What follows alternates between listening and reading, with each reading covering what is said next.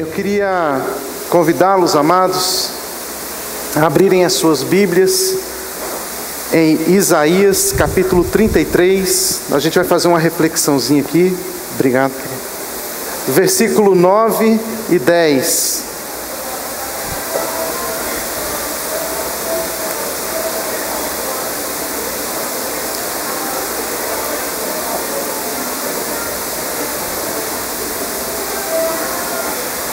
Isaías 33, versículos 9 e versículos 10. Acharam?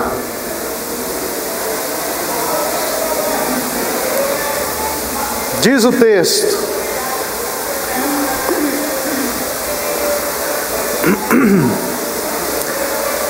a terra pranteia e fraqueja, o Líbano murcha envergonhado, Saron é como Arabá e Bazã, e o Carmelo perdem sua folhagem. Agora me levantarei, diz o Senhor, e agora serei exaltado. Agora eu me levantarei e agora serei exaltado, diz o Senhor. O Senhor espera nesses últimos dias. Na última vez que eu preguei, a gente falou sobre a volta de Jesus, e ainda nessa ideia, da volta de Jesus, sobre os últimos dias, eu gostaria de dizer uma coisa para vocês, uma revelação do Senhor na sua palavra, a partir do profeta Isaías, nesse texto que nós lemos. Há uma expectativa no coração de Deus com respeito aos últimos dias.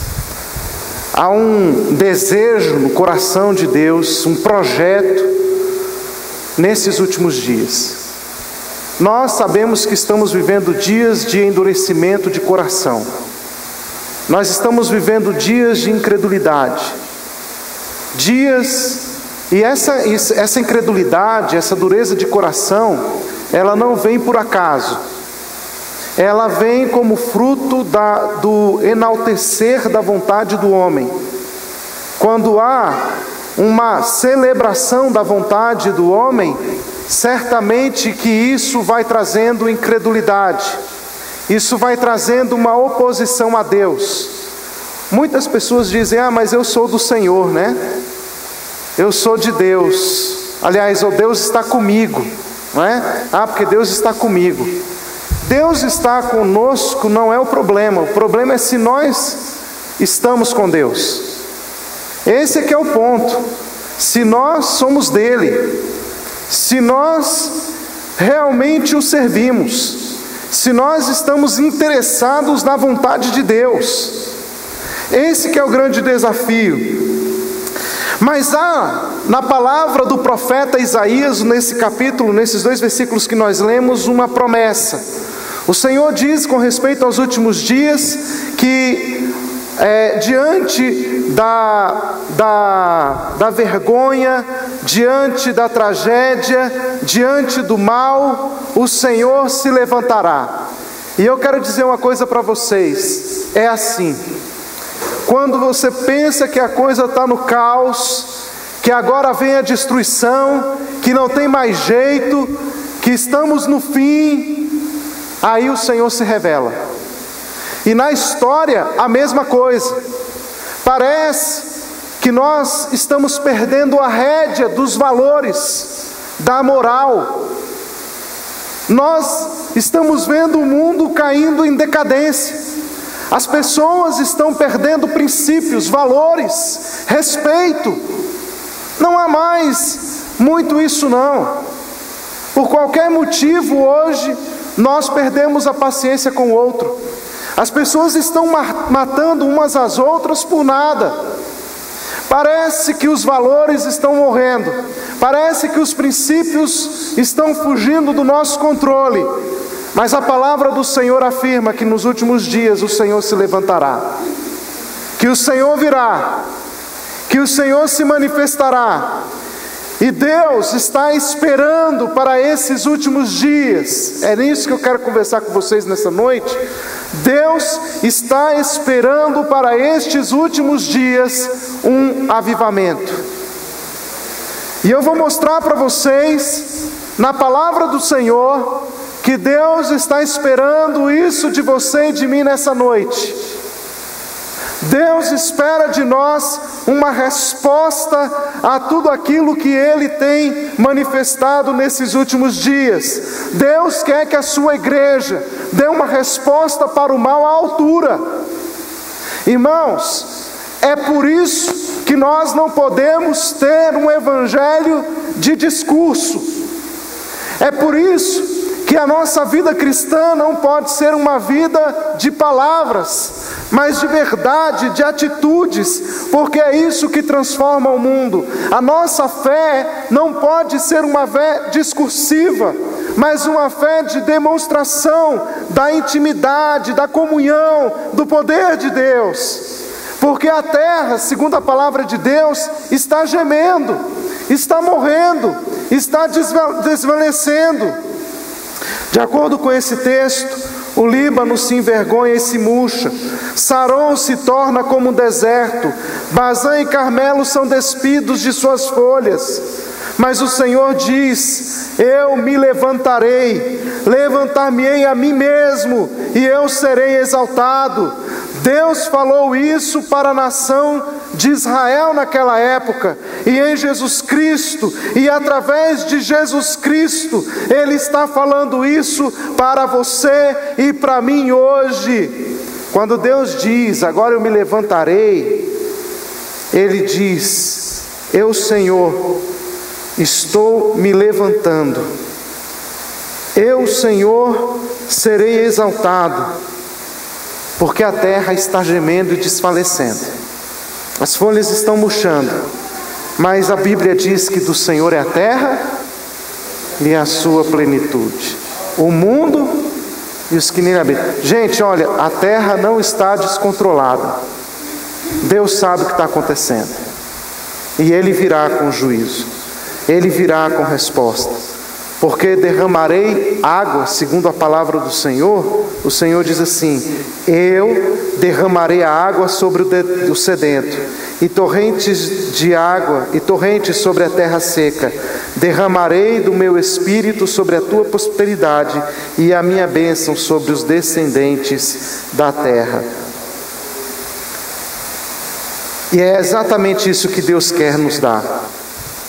Deus quer que aqueles que estão desfalecendo possam experimentar da sua água. A maior prova do que eu estou dizendo é verdade, de que há uma promessa, junto com a vinda de Jesus, junto com a volta de Jesus, há uma promessa de um derramar do Espírito Santo nos últimos dias. E esses últimos dias, eles começaram a ser marcados quando Jesus foi assunto aos céus, quando o Espírito Santo desceu sobre a terra. Na descida do Espírito Santo, começa a contagem dos últimos dias, começa a preparação para o fim. E nós vamos ver na história que Deus vai preparando o fim. Talvez você diga assim: mas é muito tempo. Pode ser, até hoje tenha sido muito tempo. Mas eu te falo uma coisa: daqui para o fim não é muito tempo. Jesus está voltando, a sua volta é iminente. Nós estamos vendo, nós falamos sobre isso na outra vez, nós estamos vendo hoje sinais da sua vinda. Como diz o cântico, né? Os sinais da sua vinda mais se mostram cada vez, não é? Nós estamos vendo, e há sinais da vinda de Jesus. Nós estamos vendo um tempo hoje como nunca vimos em todo o tempo na história. E junto com isso o Senhor diz: bem, eu estou preparando a minha igreja. Há um povo que está sendo preparado, forjado para encontrar com Cristo. E a Bíblia vai dizer que esse povo que está sendo forjado para encontrar com Cristo é chamada na Bíblia de noiva. Vem cá, alguém aqui quem aqui ainda não casou? Deixa eu ver. Principalmente ali, né, no fundo, não sei porquê. Ali o pessoal levanta 2 mãos de uma vez, né? Ali, ó. Quem não casou, ou aqueles que já casaram, né, e que ainda não, e que se lembram da época de solteiro, lembra que como tinha a expectativa da esposa, né? Como os jovens hoje sonham com o marido, não é? Na minha época, as meninas sonhavam com um rapaz forte, bonito, no cavalo branco. Agora não, elas querem um rapaz que venha, não forte, mas no Ford, né? No Ford, no Fusion, não é? No Land Rover, né? Branco, aleluia. E o sonho de ver alguém que seja à altura, uma pessoa que tenha caráter, uma pessoa que tenha valores, uma pessoa que tenha princípios. Como que as pessoas escolhem seu namorado, sua namorada, seu esposo, sua esposa? Não é assim? Pois Deus também tem os seus critérios para casamento. Você acha que Jesus Cristo vai casar com qualquer noiva? Você acha que Jesus Cristo vai casar com uma noiva prostituta? Ele quer alguém que seja à altura dele, que tenha o caráter dele, alguém que seja santo como ele é santo, alguém que seja perfeito como ele é perfeito, porque ele quer alguém para assumir uma aliança, para contrair uma aliança, e ele vai contrair essa aliança com a sua noiva. E como deve ser essa noiva? Como ele é. É assim que a coisa funciona. Porque caso contrário, a Bíblia diz que é jugo desigual. Não dá certo, gente. É divórcio. E Jesus não vai casar para divorciar. Entende isso? É por isso que para os últimos dias, essa noiva com quem ele vai casar, com quem ele vai assumir essa aliança eterna, essa noiva será tratada, essa noiva será adornada, essa noiva será totalmente restaurada. E como que isso acontece? A Bíblia diz que isso vai acontecer com a presença do Espírito Santo, com o derramar do Espírito Santo, com o renovo do Espírito Santo, com aquela terra seca que será inundada. Sabe o que isso traz? Quando a Bíblia fala de terra seca, sabe o que ela está dizendo com isso? Que a terra nem sempre era seca. A terra ficou seca. E sabe por que a terra ficou seca? Porque parou de ter água. Isso reporta muitas vezes o coração da igreja. Existem pessoas que quando entregaram a sua vida para Jesus estavam assim, terra molhada, rio de água viva, não é? Só que de repente, com o tempo, com as imposições da vida, com as dores da vida, com os sofrimentos da sua vida, o seu rio foi secando e secou.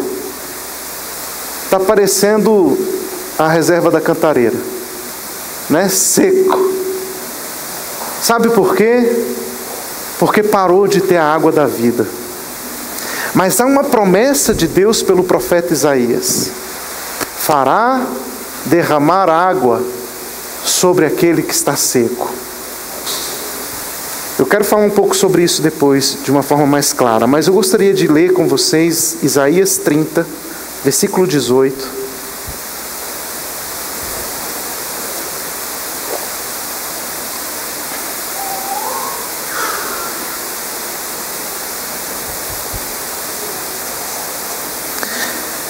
Diz assim: contudo o Senhor espera o momento de ser bondoso com vocês. Ele ainda se levantará para mostrar-lhes compaixão, pois o Senhor é Deus de justiça, e como são felizes os que nele esperam. O Senhor espera para ter misericórdia de vocês. Olha, na tradução da Bíblia Viva, ele vai dizer assim: Ele vai demonstrar o seu amor com grande poder. Mas como então vem um avivamento real, significativo? Como que nós podemos esperar no Senhor e ter a certeza de que o Senhor quer de nós um avivamento e o Senhor pode nos restaurar? Eu gostaria de convidá-lo a abrir a sua Bíblia no Salmo 80. No Salmo 80. Para a gente alcançar esse avivamento, certas condições, elas precisam estar presentes em nossa vida. Mas existe uma outra coisa que nós não devemos esquecer quando a gente fala de despertamento. E uma das coisas que nós precisamos entender é que Deus nos deu uma arma poderosa que é chamada arma da oração. É pela oração que nós podemos tocar o coração de Deus. E nós precisamos sim orar por despertamento. Nós precisamos sim dobrar os nossos joelhos e pedir a Deus um avivamento. No Salmo de Asaf, o Salmo 80, ele orou 3 vezes. O verso 19... ele diz assim: restaura-nos, ó Senhor, Deus dos exércitos, faze resplandecer sobre nós o teu rosto, para que sejamos salvos. Sabe que oração é essa? Vocês sabem que oração é essa? Essa é a oração de avivamento. Quando ele diz restaura-nos, Senhor, ele está dizendo: não sou mais, não estamos dentro do plano, fugimos. Eu estou em descompasso com o Senhor, eu não estou no centro da sua vontade. Senhor, restaura-nos. E essa oração de restaura-nos, desperta-nos, aviva-nos, levanta-nos, isso é uma oração que você vai encontrar na Bíblia o tempo inteiro, porque são pessoas, são homens de Deus que estão clamando: Senhor, entra na história, muda o contexto, Senhor, muda a vida. E eu tenho uma notícia para te dar: essas orações funcionaram, vidas são restauradas. Joel orou, e ele diz lá em Joel, no capítulo 2, o profeta vai fazer uma profecia, ele vai dizer assim: olha, é tempo dos sacerdotes chorarem, e devem chorar, e devem clamar, e devem buscar mesmo por um avivamento entre o pórtico e o altar. Rasga o coração, chore. Até agora, o que eu tenho percebido é que tem muita gente que está incomodada com a situação do pecado. Tem muita gente que está inconformada com a situação da igreja atual. Tem muita gente que está inconformada com a incredulidade de muita gente. Tem muita gente que está incomodada com o mau caratismo das pessoas. Ótimo, eu acho que isso é um primeiro começo. O incômodo de você ver de repente as pessoas que se dizem cristãs vivendo uma vida dissoluta, uma vida mais ou menos, uma vida sem amor a Deus, sem conhecer a Deus, sem experimentar a Deus.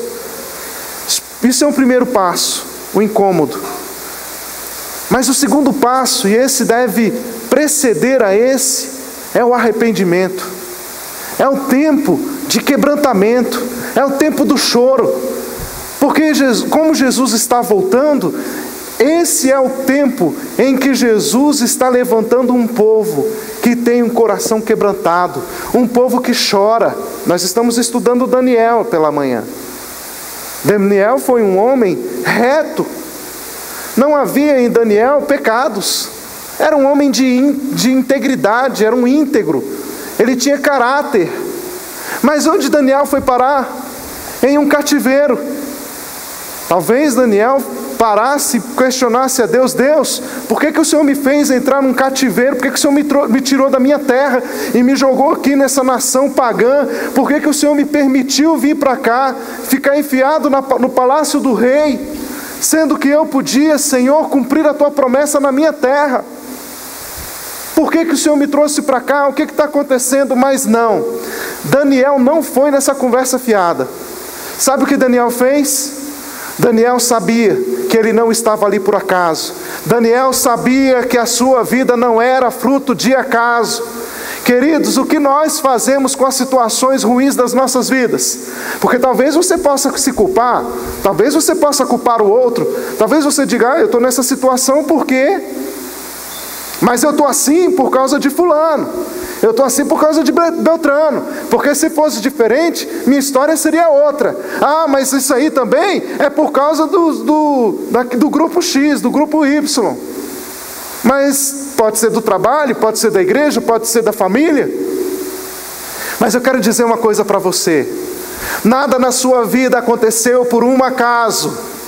Há uma história escrita de Deus para você, e cada situação que tem acontecido na sua vida é Deus trabalhando no seu caráter, trabalhando na sua vida, porque Deus está chamando a sua atenção e Ele quer de você amadurecimento, crescimento. Então para de ficar verdinho, imaturo. Quando vem uma situação, começa a culpar Deus, começa a culpar os outros. Para com isso, cresça. Faça como Daniel, diante da circunstância, diante do problema, diante da adversidade, ele foi lá e glorificou a Deus, porque na verdade, queridos, é na dificuldade, é no problema que o Senhor se manifesta, é no deserto, é na terra seca que há o derramar do Espírito. É nesse momento que estamos secos, que estamos vazios, que estamos murchos. Vocês querem um exemplo? Deixa eu achar aqui, lá em 1 Reis, deixa eu ver aqui qual é o texto. 1 Reis. Quero falar de Elias. Será que eu acho? Eu quero Elias, o profeta que foi para a caverna. Para a caverna. Foi 1 Reis.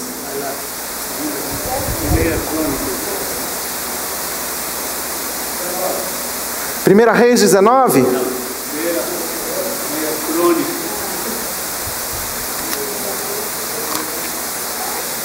Primeira Crônicas. Eu esqueci o texto. Me veio à cabeça aqui Elias agora. 1 Reis 19? É. 1 Reis 19, 9. Obrigado, é por isso que é bom a gente pregar para crente, né? 19, 9. Elias era crente, gente, né? Elias cria em Deus. Elias ele sabia quem era o seu Deus. Mas Elias, diante de Acabe, ele foge, com medo, ele foge. E aqui no capítulo 1 Reis 19, o verso 9, ele diz assim, ó. Ele foge de Jezabel, é isso mesmo, esposa de Acabe. E aí o que acontece? Ele vai para um monte, o Monte Horebe, o monte de Deus.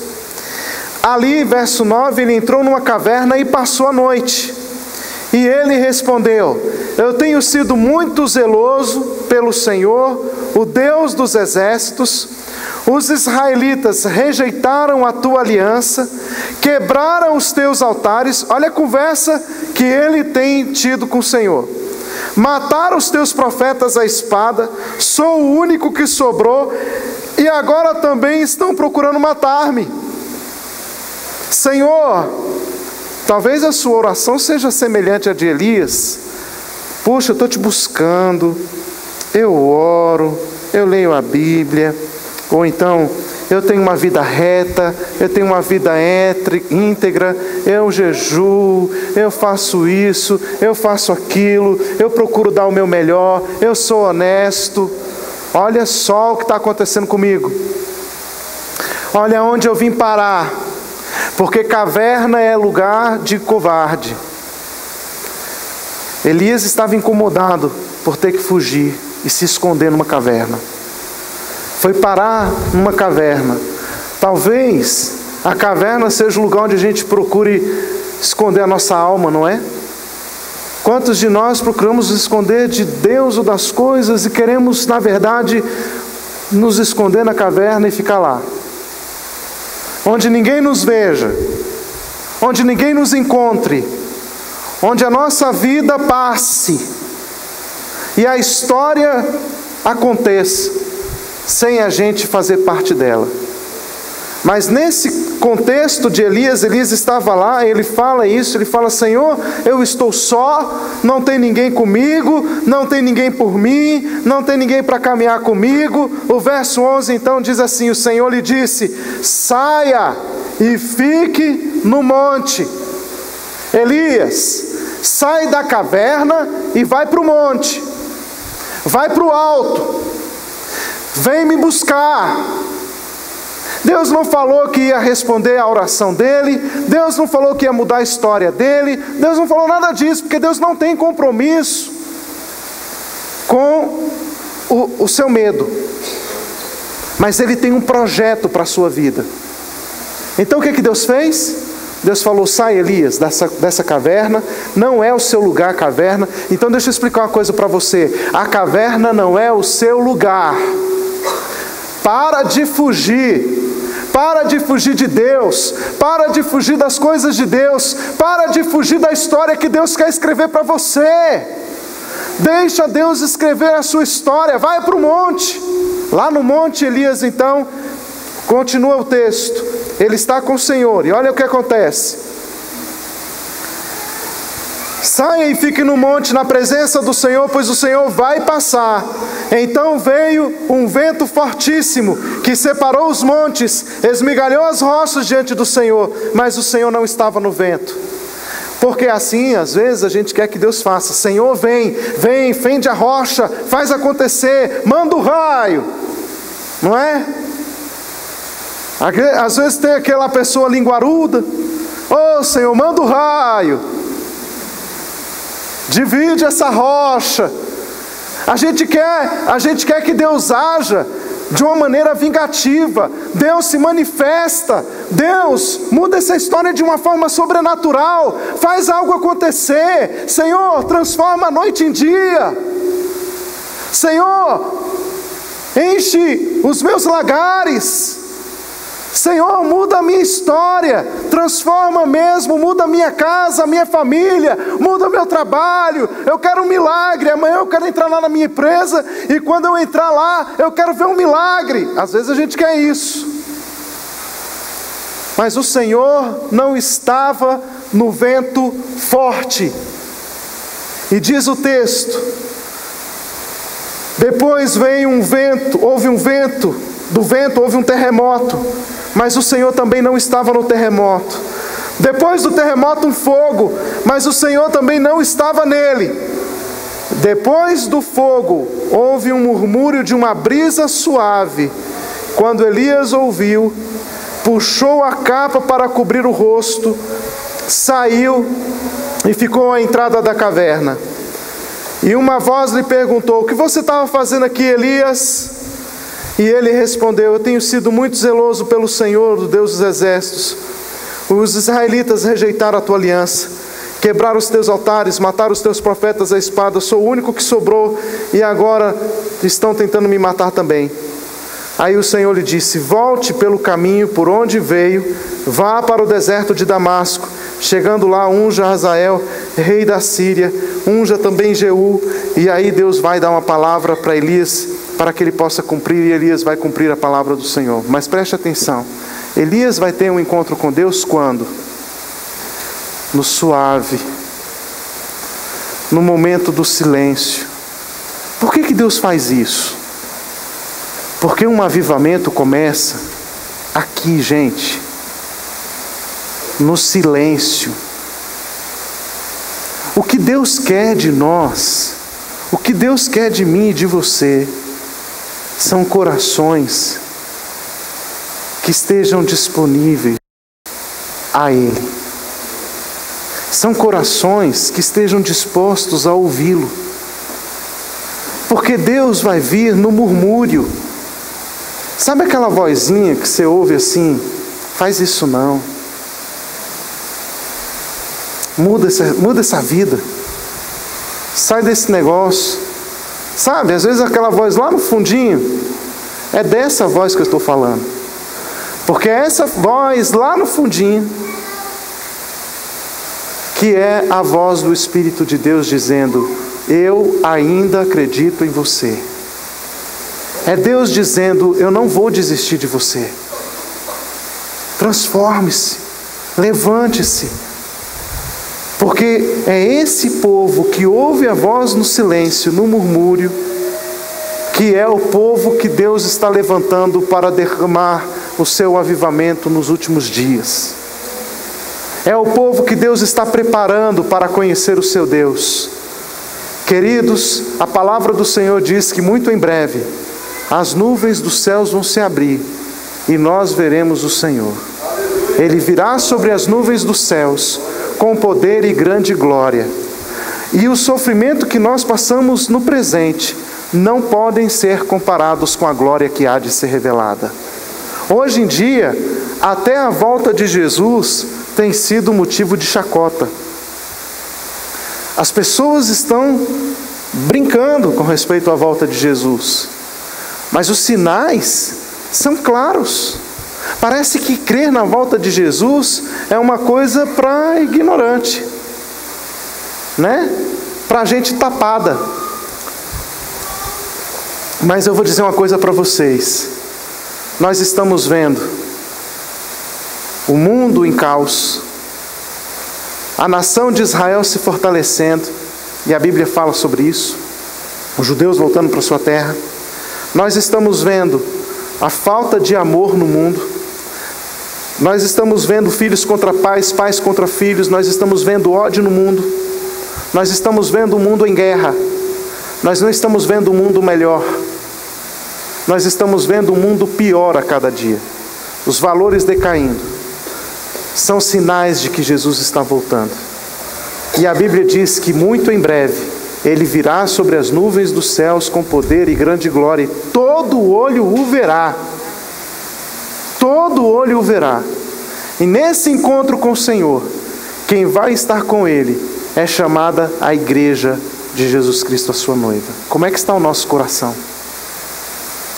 Como é que está o seu coração? Qual é a resposta que você tem dado para Deus? Como é que você está respondendo àquela vozinha que está lá no fundo do seu coração dizendo: muda essa vida? Talvez você fale assim: mas olha o tanto de coisa que eu estou envolvido aqui, para eu sair dessa aqui está complicado.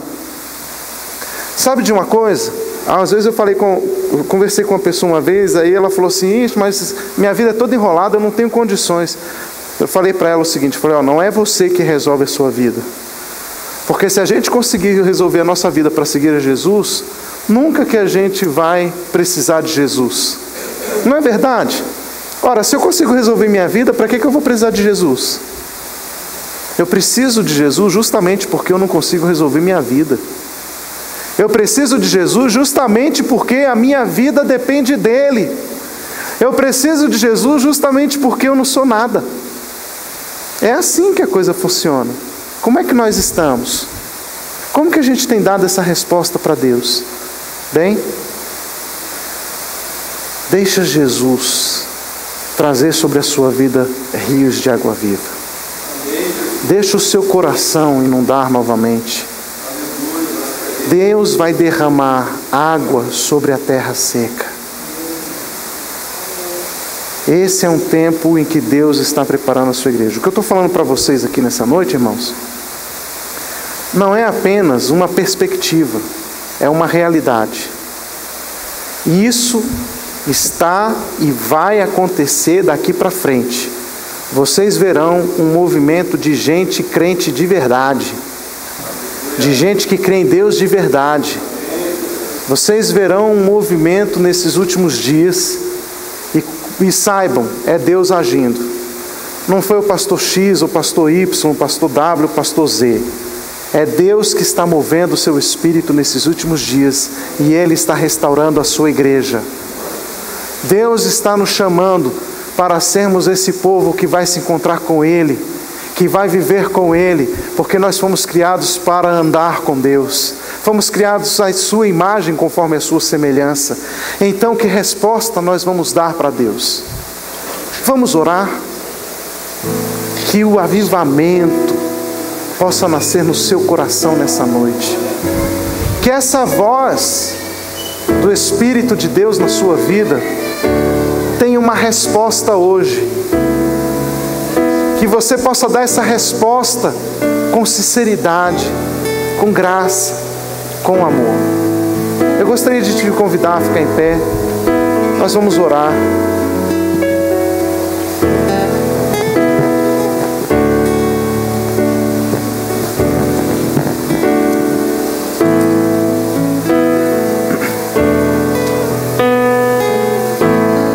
Gostaria que você fechasse os seus olhos.